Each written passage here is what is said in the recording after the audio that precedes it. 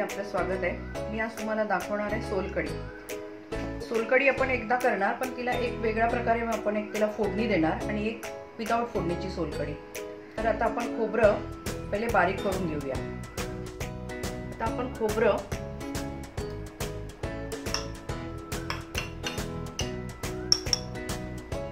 मिरची, लसूण पाकळ्या आणि कोथिंबीर हे मिक्सर मध्ये बारीक करून घेऊया।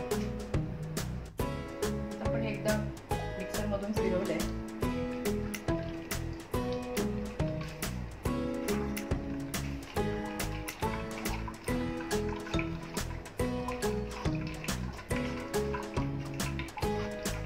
हे आपण आता परत एकदा फिरवून घेऊ, कारण एकदाच पूर्ण त्याचा ज्यूस निघत नाही। परत एकदा आपण फिरवून घेऊया। हे आपण दुसऱ्यांदा फिरवले।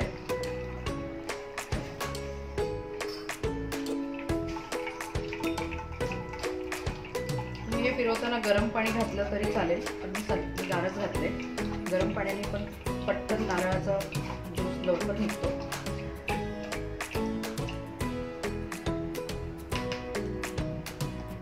आता आपण हे आमसूल 2-3 तास आधी भिजत घातली होती। आपण त्याचं फक्त पाणी घेऊया याच्यामध्ये।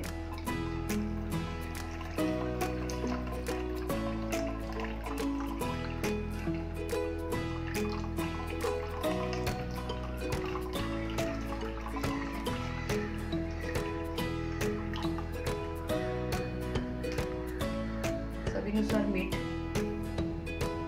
साखर।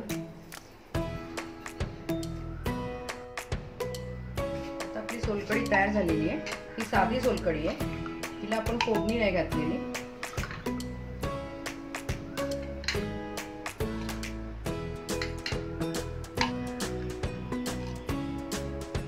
आता ही साधी सोलकढी आपली तयार आहे। ही तुम्ही अशीही पिऊ शकता, पण कोणाकोणाला फोडणी घालून आवडते, म्हणून मी आता फोडणीची सोलकढी दाखवते। गॅस लावले, आपण फोडणी देऊया। थोडंसं तेल टाकायचं।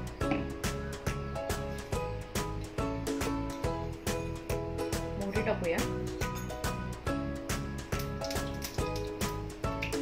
लसूण, कढीपत्ता आणि हिरवी मिरची।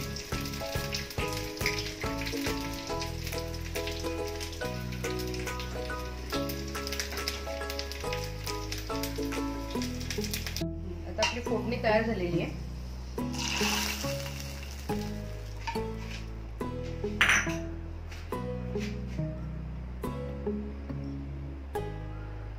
आता सोलकढीला आपली फोडणी देऊन झाली आहे। आता आपण ती सर्व करूया।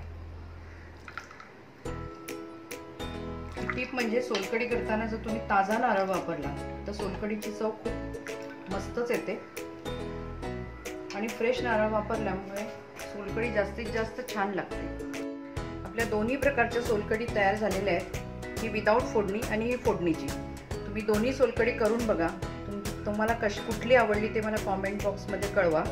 हा जर व्हिडिओ तुम्हाला आवडला असेल तर लाईक करा, शेअर करा, सबस्क्राईब करा आणि घंटी वाजवायला विसरू नका। धन्यवाद।